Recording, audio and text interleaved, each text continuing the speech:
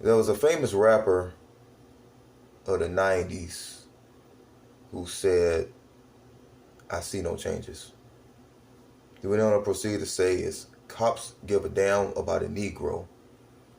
Pull a trigger, kill a, can't say that word, four-star recruit lost his scholarship over to a prestigious school about that. So, pull a trigger, kill a, he's a hero. What's interesting is fast forward some 20, almost 30 years now. Yeah, 30 years. Is it 25 years? Is there was another famous rapper, pretty prominent himself, from a famous group that is, and who was just recently gunned down, not by police, but by what will be perceived as friendly fire. Kind of like on a la Pat Tillman case. Friendly fire.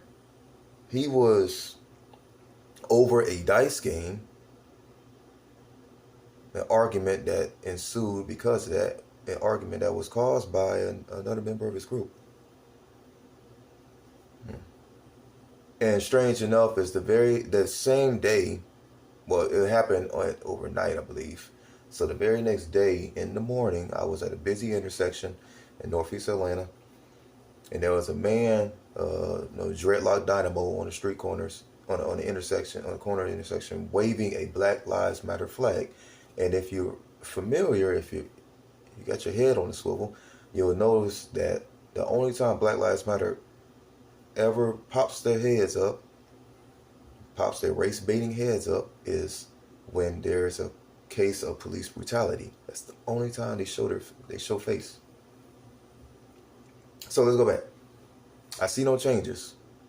People want to talk about, the rappers want to address this, but at the same time, the rappers are also talking about in their lyrics, which that four-star recruit lost his scholarship over. Their lyrics are addressing, they're talking about, they're flaunting the jewelry, how much money they have, how many female dogs they can get. And three is, if you mess with them, if you hate on them, like another famous rapper said, from the South, from Louisiana, hint, hint, you know what I'm talking about. If you hate on him, he will leave your chest looking like the color of his flag. Flag, red and blue, the whole dualist nature. His flag, and guess this: there are people who are very willing to hurry up and gun me down just because of the quote unquote flag that I'm wearing. That's not a flag; it's just a bandana. It's fashion sense, fashion statement, whatever. I don't know. It's interesting because they want to address. They want to talk about this. They want to show outrage over this, just like the politicians, certain politicians. But when it comes to what's going on in their own cities, the gang violence, the black on black crime in their own cities, the politicians, the rappers, the actors, they never talk about it. At the award shows, they never talk about it. Coach Steve Kerr and Greg Popovich, they never talk about it. There was just a shooting recently in Chesapeake, Virginia, which is covered by Officer Tatum, which is why I will be posting this video here in the comment section. Because this shooting, which he said, Officer Tatum said, and I've quoted him, it would receive very little coverage, and I know it will. It will receive very little coverage because of the ethnicity of the shooter, not the color now, but the ethnicity of the shooter. Because if people really don't understand in the United States, in American society today, is certain people are a protected class. They don't want to address, the newscasters don't want to address certain things because there's a certain narrative that they're trying to keep. Whether it be with the transgenders, the transformers, whether it be with African American men, African American women, while all the while dogging out whites, Christians, men. white Christian men. Talk about one preach tolerance of this and tolerance of that, and we love, and love is love, and science, believe science, and but yet we have the idea that just is very extremely new, very, very new. The idea being pushed all across all across society, that a boy can become a woman and vice versa, which is scientifically impossible. Biologically, based on your chromosomes, your DNA, which will never change, can never change, can never be altered by any whack doctor. They want to push global citizenship, Agenda 21, learn about it. They want to push a certain narrative in our public schools and colleges to create not citizens and strong citizens who are able-bodied and have the ability and the compass, the moral compass to work and to do a work and do a fantastic work. But no, creating protesters, preaching CRT and stuff like that. No, white man bad and orange man bad, and white men are oppressors, and black people, minorities, black and brown are the oppressed. Like that creates like a man. I mean, just to go off on the tangent on that, wouldn't that create like a sense of like moral degradation and like I can't get out of this? What? I can never do good for myself?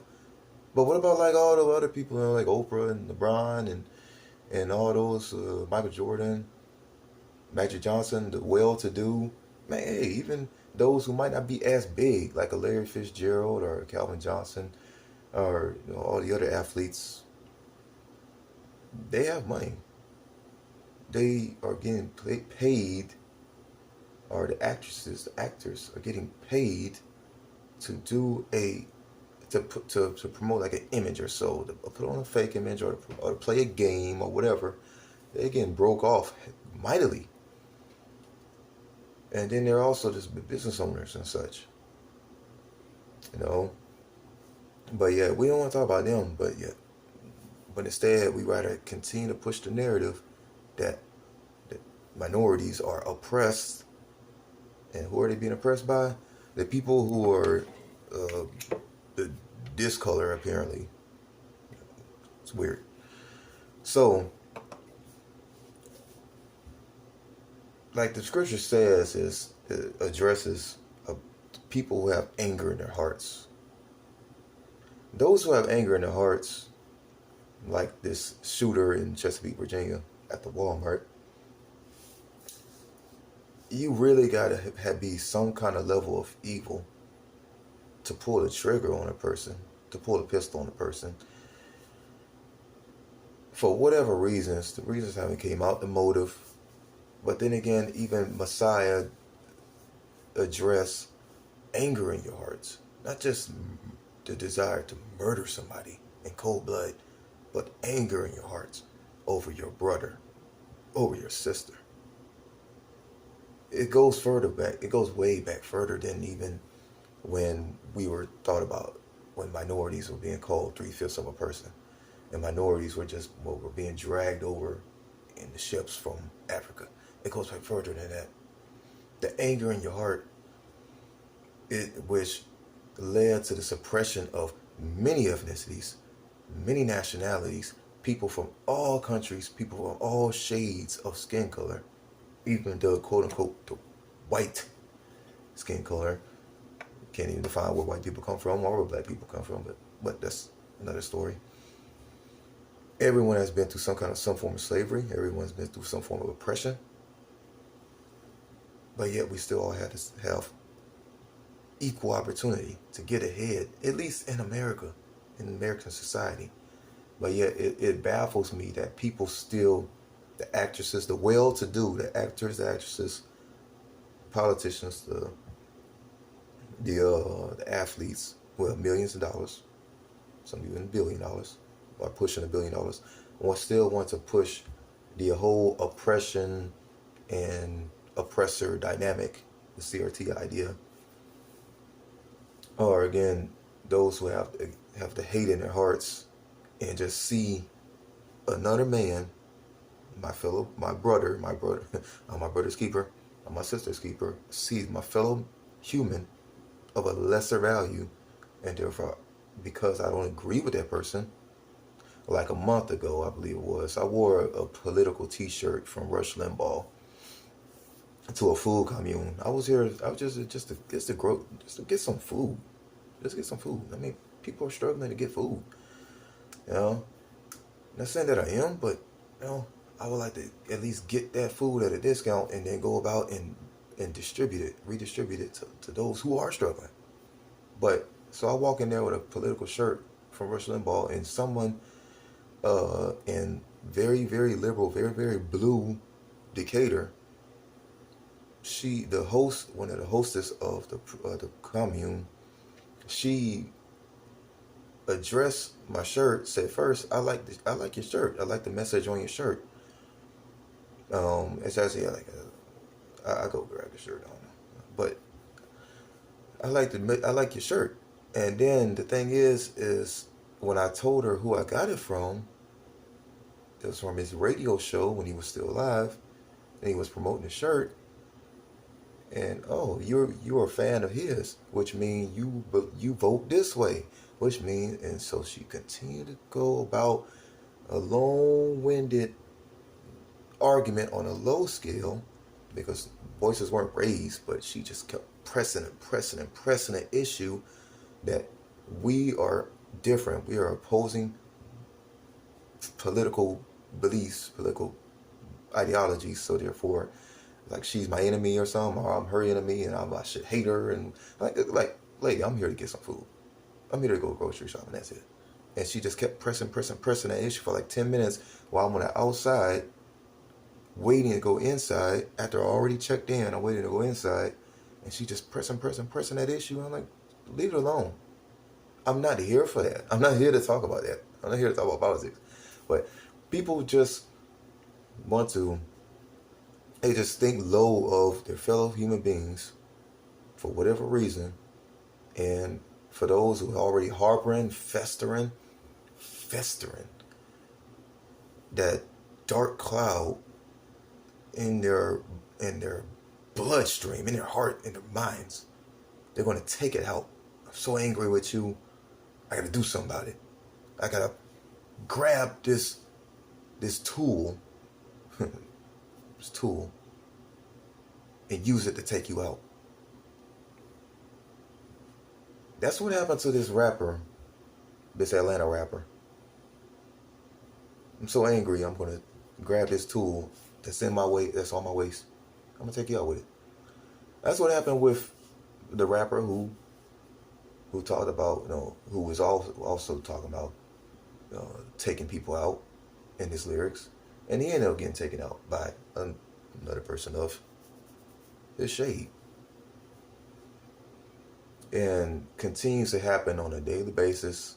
I know, especially on the weekends, on the holiday weekends, like 40 gunned down, 50, 60 gunned down in Chicago of victims, of people shot or whatever, and maybe like 5 did, and 40 got hit. But in these cities, that never gets addressed